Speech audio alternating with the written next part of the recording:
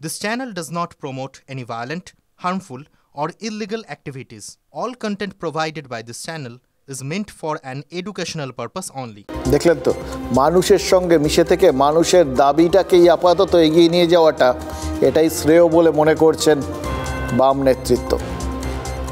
তাহলে এটা তো অস্বীকার করার কোনো উপায় নেই যে আরজি করের আন্দোলনের ওই ঘটনাটা, মানে সেটা ওই আন্দোলনের শুরু থেকে আজ পর্যন্ত এই আন্দোলনটা তো ক্রমাগত ভিন্নমুখী হয়ে যাচ্ছে, তাই না?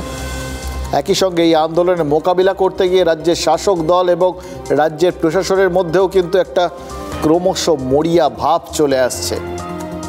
খেয়াল করে দেখুন, এটা খুব অদ্ভুত একটা ব্যাপার যে শাসক দল প্রথম থেকেই অপরাধীর শাস্তি চাই এই দাবিতে গলা মিলিয়েছিল, গলা তুলেছিল। সব থেকে বেশি গলা তুলেছিলেন তো মুখ্যমন্ত্রী, প্রথমেই নিজে বলেছিলেন ফাঁসি চাই। অভিষেক বন্দ্যোপাধ্যায় বলেছিলেন আইন করে এনকাউন্টারের ব্যবস্থা হোক। মানে যে তৃণমূল মানুষের মন বুঝে মানুষের সুরে কথা বলছিল এবং চড়া সুরে কথা বলছিল, সেই তৃণমূলের নেতারা এখন আন্দোলনের প্রয়োজনীয়তা আর প্রাসঙ্গিকতা নিয়েই প্রশ্ন তুলছেন। সেটা কি শুধুমাত্র এই গোটা লড়াইটা আস্তে আস্তে একটা শাসক বিরোধী লড়াই হয়ে যাচ্ছে এইটা ভেবে আশঙ্কিত? এই বিরোধী আর শাসক এই সম্পর্কটা কিন্তু খুব অদ্ভুত। কখন যে কে বিরোধী হয়ে যান, কাকে বিরোধী হিসেবে ধরে নেওয়া যায়, সেটা রাজনীতির ক্ষেত্র ছাড়িয়ে তার বাইরে চলে যাবে কিনা, এটাও তো খুব অদ্ভুত একটা সংজ্ঞা, তাই না? দেখুন, শুভেন্দু অধিকারী প্রথমে বলেছিলেন তিনি আজকের কর্মসূচিতে থাকবেন, পতাকা ছাড়া হাঁটবেন, কিন্তু কার্যক্ষেত্রে দেখা গেল তিনি দূরেই থেকে গেলেন। হয়তো গোটা কর্মসূচিটাকে একটা নামগোত্রহীন প্রতিবাদের চেহারা দিতেই শুভেন্দু অধিকারী নিজেকে দূরে রেখেছিলেন। কিন্তু দিনের শেষে তিনি কি বললেন? বললেন তিনি নেতৃত্ব দেননি, কিন্তু ভলেন্টিয়ারি করেছেন। ভলেন্টিয়ারি করা মানে কি? হাত ছুঁয়ে রাখলেন। রামচন্দ্র যখন সদল বলে লঙ্কা গেছিলেন তখন কাঠবিড়ালিও তো নুড়িয়ে এনে সাগরে ফেলেছিল, ওটাও তো ভলেন্টিয়ারি ছিল। শুভেন্দু অধিকারী কি নবান্নের রাস্তাটা চিনিয়ে দিয়েছিলেন? দেখুন, এটা না এই জন্যে ভাবার, আপনারা যদি গোটা আজকের অভিযানটাকে খেয়াল করেন তাহলে আপনাদের মনে হবে একদম হঠাৎ করে নেমে পড়া কিছু মানে আবেগে চালিত ছাত্র সমাজের এটা আন্দোলন নয়। এর মধ্যে একটা সুষ্ঠু সুপরিকল্পিত ভাব রয়েছে। দেখুন, নবান্ন অভিযানের অভিজ্ঞতা বিজেপি নেতাদের কিন্তু রয়েছে। 2022 সালের সেপ্টেম্বর মাসে নবান্ন অভিযানের ডাক দিয়েছিল বিজেপি। 3-4টে জায়গা থেকে বড় বড় মিছিল নিয়ে নবান্নের উদ্দেশ্যে যাত্রা করেছিলেন দিলীপ ঘোষ, সুকান্ত মজুমদার, শুভেন্দু অধিকারী আলাদা আলাদাভাবে। কিন্তু পুলিশের ব্যারিকেডে সকলে আটকে গেছিলেন। খুব একটা ব্যাপারটা যে দানা বেঁধেছিল এরকম না, একটা জায়গায় শুধু খানিকক্ষণ টিকতে পেরেছিলেন, কিন্তু জলকামান দূর থেকে ডেকেই সবটা সামলে দিয়েছিল পুলিশ। সেই অভিজ্ঞতা ছিল বলেই কি এবার ভলেন্টিয়ার সেজেছিলেন শুভেন্দু অধিকারী। আর ভলেন্টিয়ার শুভেন্দু অধিকারী সোকল্ড ছাত্র সমাজকে বুঝিয়ে দিয়েছিলেন যে একসঙ্গে বড় বড় মিছিল করে ওই নবান্নের দিকে এগোলে বেশিক্ষণ টিকে থাকা যাবে না। পুলিশ জল কামান আর টিয়ার গ্যাস দিয়ে কিছুক্ষণের মধ্যেই বড় বড় মিছিলগুলো ছত্রভঙ্গ করে দেবে। তার থেকে একসঙ্গে না গিয়ে দফায় দফায় ছোট ছোট মিছিল নিয়ে এগোলে পুলিশ প্রশাসনকে নাজেহাল করে দেওয়া যাবে। এক দফা গেল, পুলিশ এক দফা চার্জ করলো, তারা পেছলো, আরেক দল এগোলো।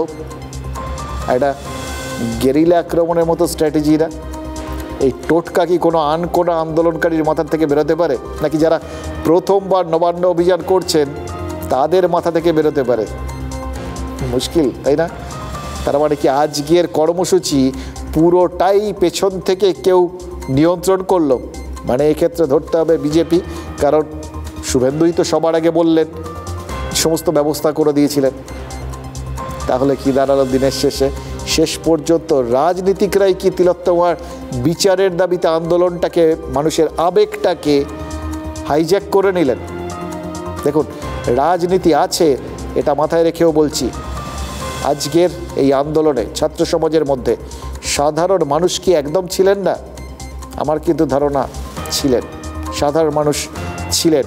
আর ছিলেন বলেই নবান্নের নর্থ গেটের 500 মিটারের মধ্যে একটা মিছিল পৌঁছে গেছিল। কারুর মনে হচ্ছে যে কি করে পুলিশ এত কাছে, নবান্নের এত কাছে একটা মিছিলকে পৌঁছতে দিল? সচরাচর তো তারা দেয় না, বহু আগে আটকে দেয়। কেন দিল? হ্যাঁ, এটা একটা প্রশ্ন। কিন্তু এটা ছাড়াও আরেকটা প্রশ্ন আছে। যারা নবান্নের আশেপাশে থাকেন তারা জানেন নবান্নের পেছন দিকে ওই শরৎ চ্যাটার্জি রোডের গলি ঘুজি হয়ে নবান্নের উত্তর গেটে পৌঁছানো যায়। কিন্তু এলাকার মানুষ না হলে বা এলাকার মানুষ রাস্তা না চেনালে কারোর মাথায় সেই মানচিত্র থাকাটা কিন্তু একটু কঠিন, জানেন তো। তাহলে সেই কঠিন অলিগলি ধরে কারা মিছিলটাকে নবান্নের দোরগোড়ায় পৌঁছতে সাহায্য করলেন? সাধারণ মানুষের কোনো সহযোগিতা না থাকলে এটা সম্ভব? আর যদি তাই হয় তাহলে কিন্তু আবার বলতে হবে আন্দোলনটাকে রাজনীতির মুঠো থেকে কিছুটা হলেও হাইজ্যাক করে নিল অরাজনৈতিক জনতা। নবান্ন অভিযান, নবান্ন পর্যন্ত পৌঁছানো ঠেকাতে মহা সক্রিয় ছিল পুলিশ। সকাল থেকে কি না প্রস্তুতি চলেছে। ব্যারিকেডের নিচে ঢালাই, ওপরে ঝালাই, সঙ্গে আবার বালির বস্তা। সাঁতরাগাছিতে, হাওড়া ব্রিজে রাস্তা আটকাতে কন্টেনার, মালবাহী কন্টেনারও পথে নামিয়েছিল পুলিশ। কলকাতার দিকে হেস্টিংস থেকে নবান্নের রাস্তা বন্ধ করে দেওয়া হয়। হাওড়ার দিকে গাজীপাড়া থেকে বেতাইতলা থেকে নবান্নের রাস্তাও বন্ধ করে দেওয়া হয়। দুপুরে নবান্নের ব্যালকনি থেকে দেখা যায় খাঁ খাঁ করছে সব রাস্তা।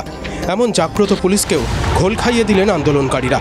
দুপুর 1টার কিছু পরে নর্থ গেটে হাজির হয়ে যান জনা কয়েক আন্দোলনকারী।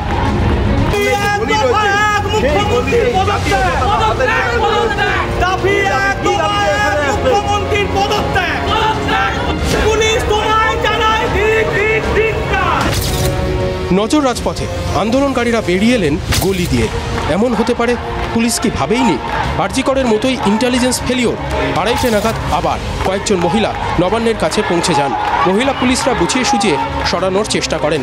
এর আধ ঘন্টা পর চ্যাটার্জি হাটের দিক থেকে নবান্নের দিকে ঢোকার চেষ্টা করেন শখানেক লোক। শুরুতে চেষ্টা করেও আটকাতে পারেননি পুলিশ কর্মীরা।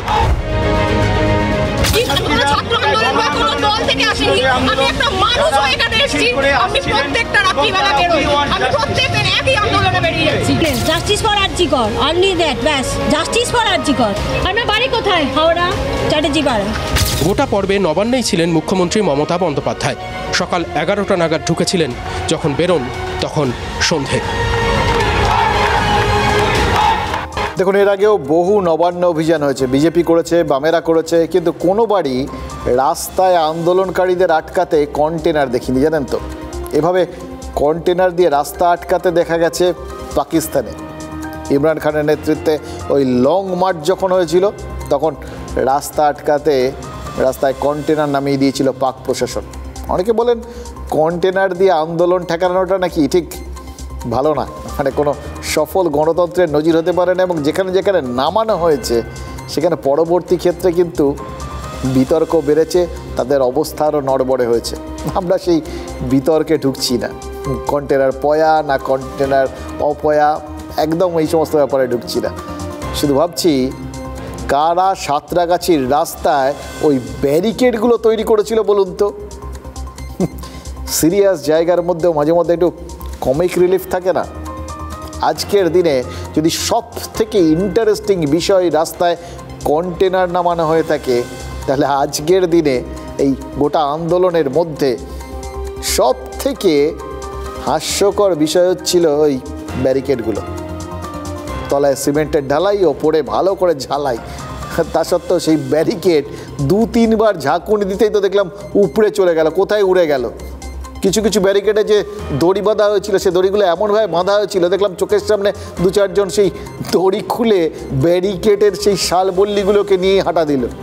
দেখলাম তো এই সমস্ত কিছু, কি মজা লাগছিল জানেন তো। হ্যাঁ, কমিক রিলিফ।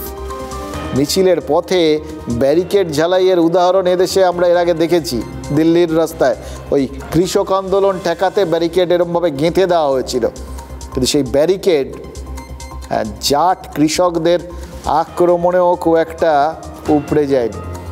তাহলে এই আন্দোলনকারীরা কি এতটাই মরিয়া ছিলেন যে একদম ঝাঁকিয়ে অল্প কয়েকবার, 1-2 বার ঝাঁকিয়েই ব্যারিকেড উপড়ে ফেললেন? নাকি কেউ ইচ্ছে করে এরকম নড়বড়ে ব্যারিকেড তৈরি করেছিলেন?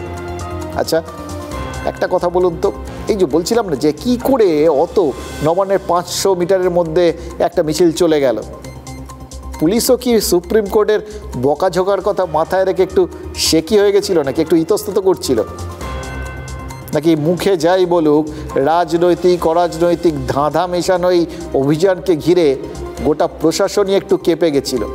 এটা কিন্তু শুধু রাজনৈতিক অভিযানে দেখা যায়নি। এরকম জোরদার বিক্ষোভের পর কেউ কেউ কি ভেবে নেবে যে এটাও সার্বিকভাবে বিচারের দাবিতে যে আন্দোলনটা হচ্ছে ওই 14 তারিখ থেকে যেটা শুরু হয়েছে সেটারই একটা পার্ট হয়ে গেল নাকি? এরপরেও তো তিলোত্তমার জন্য বিচারের দাবিতে লাগাতার কর্মসূচি রয়েছে। 1 সেপ্টেম্বর একটা অরাজনৈতিক মহামিছিল আছে, 3রা সেপ্টেম্বর বামফ্রন্টের মিছিল রয়েছে রাজাবাজার থেকে আরজিগড় পর্যন্ত। এছাড়াও মিছিল করবেন ডাক্তাররা, এছাড়াও মিছিল করবেন এসইউসিআই, মিছিল রয়েছে বিভিন্ন অরাজনৈতিক সংগঠনের। এবার এই যে একটা আমরা এইভাবে ভাবার চেষ্টা করছি, বোঝার চেষ্টা করছি, দেখুন কোথাও গিয়ে এর আগে আমরা ঠিক যেরকমভাবে বিজেপির নবান্ন অভিযানকে সফল হতে দেখিনি সেইভাবে ছত্রভঙ্গ হয়ে গেছিল খুব সহজে। কিন্তু এক্ষেত্রে পেছনে নাম থাকুক যাই থাকুক, সামনে নেতৃত্বকে বাদ দিয়ে এই যে মিছিলটা বেরোলো সেটার একটা সাফল্য তো আজকে আছে, এটাকে অস্বীকার করার উপায় নেই। তাহলে কোথাও গিয়ে ওই আগের বারের অভিজ্ঞতা মাথায় রাখলেই ধরতে হবে যে এর সঙ্গে কোথাও গিয়ে সাধারণ মানুষের আবেগ বা তিলোত্তমার জন্য আবেগটা যোগ হয়ে গেছিল, এটাই এটাকে এরকমভাবে সফল হতে খানিকটা সাহায্য করেছে। এবার এই মিছিলটা যে সাহায্য করলো, এই মিছিলটা যে সফল হলো, এর তো একটা উদ্দীপনা আছে। এই উদ্দীপনাটা, এই সাফল্যটা আরেকটা মিছিলকে উদ্দীপ্ত করবে কিনা বা সাহায্য করবে কিনা সেটা সম্পর্কে একটু ভেবে দেখা উচিত না? কিন্তু এটা এই যে ব্যাপকতা, মানে এই জবের থেকে তিলোত্তমার বিষয়টা হয়েছে, মানুষের ভেতর থেকে যে এমন একটা প্রাবল্য বেরিয়ে আসছে, একটা আকুতি বেরিয়ে আসছে, একটা আবেগ বেরিয়ে আসছে, তাতেই যে সাধারণ বিষয়গুলো খানিকটা অসাধারণ হয়ে যাচ্ছে সেটা তো পরিষ্কার টের পাওয়া যাচ্ছে। যেভাবে এতদিন ধরে আন্দোলন চলছে, যেভাবে বিচারের দাবিতে ক্লান্তিহীনভাবে পথে নামছে মানুষ, সেটাই তো প্রমাণ করছে যে উদ্দীপনাটা স্থিমিত হয়ে যাচ্ছে না। রোজ নামছেন কেউ না কেউ নিজের নিজের মতো করে। এই উদ্দীপনা, এই আবেগকে রাজনৈতিকভাবে কাজে লাগানোর চেষ্টা তো রাজনীতি করবেই। এই চেষ্টাটা না হওয়াটাই তো অস্বাভাবিক। আজ নবান্ন অভিযানে যাদের গ্রেফতার করে লালবাজারে আনা হয়েছিল তাদের ছাড়াতে আর্থিক আর আইনি সহযোগিতার কথা ঘোষণা করেছেন শুভেন্দু অধিকারী। আর বিজেপির রাজ্য সভাপতি সুকান্ত মজুমদার, লকেট চট্টোপাধ্যায় এরা তো শটান লালবাজারে চলে গেছিলেন। আর তার ফলে সারাদিনের ওই অরাজনৈতিক ছাত্র সমাজের আন্দোলনে অবশেষে দিনের শেষে প্রকাশ্যে এসেছিল বিজেপির পরিচিতিটা। লালবাজারের সামনে জমায়েতে কিন্তু বিজেপির পতাকাই ছিল। সারাদিন কিন্তু দলীয় পরিচিতির আড়ালটা ছিল ওই সারাদিনের আন্দোলনে। ওই বললাম জাতীয় পতাকা উঠছিল সব। তাহলে কি নবান্ন অভিযানে প্রশাসনকে বেগ দেওয়া গেছে বুঝেই বিজেপি আইডেন্টিটি সামনে আনলো? সফল না হলে কি হতো, এই প্রশ্নটাও তো আছে। সে যাই হোক, কিন্তু এখন তো আর সেই কি না হলে কি হতো সেটা নিয়ে তো আলোচনা করে লাভ নেই। সুতরাং সফল হয়েছে বুঝেই বিজেপি আইডেন্টিটিটা সামলে আনলো কি না, আরও কিছুটা মাইলেজ পেতেই আগামীকাল 12 ঘন্টার সাধারণ ধর্মঘট সুকান্ত মজুমদাররা ডাকলেন কি না, এটা তো বিশ্লেষণ করে দেখতে হবে। দেখুন, বিজেপি রাজ্য সভাপতির যুক্তি হচ্ছে রাজ্যে গণতন্ত্র প্রতিষ্ঠা করতেই তারা ধর্মঘট ডেকেছেন আর কি। ইতিমধ্যে এই ধর্মঘট প্রত্যাহারের জন্য কিন্তু অনুরোধ করেছে রাজ্য, সেটাও গণতন্ত্রকে বাঁচানোর জন্য, অর্থনৈতিকভাবে সামগ্রিকভাবে, একটা ভবিষ্যতের কথা মাথায় রেখে। এবার রাজ্য সরকারের বড় হাতিয়ার রাজ্য পুলিশের প্রেস কনফারেন্স। পুলিশের যুক্তি কি? আজ আন্দোলনকারীরা নাকি যে কোনো মূল্যে বডি চেয়েছিলেন। আচ্ছা, গতকাল তৃণমূলের প্রেস কনফারেন্সের মূল সুরও এটাই ছিল না? এটাই কি তারা মানে কোথাও থেকে কে কার সুরটা ধার করছেন বলুন তো, নাকি সব মিলে সুর মিলে মেরা তুমারা হয়ে যাচ্ছে? প্রশাসন, পুলিশ, রাজনীতি সব কি বড্ড কাছাকাছি চলে আসছে?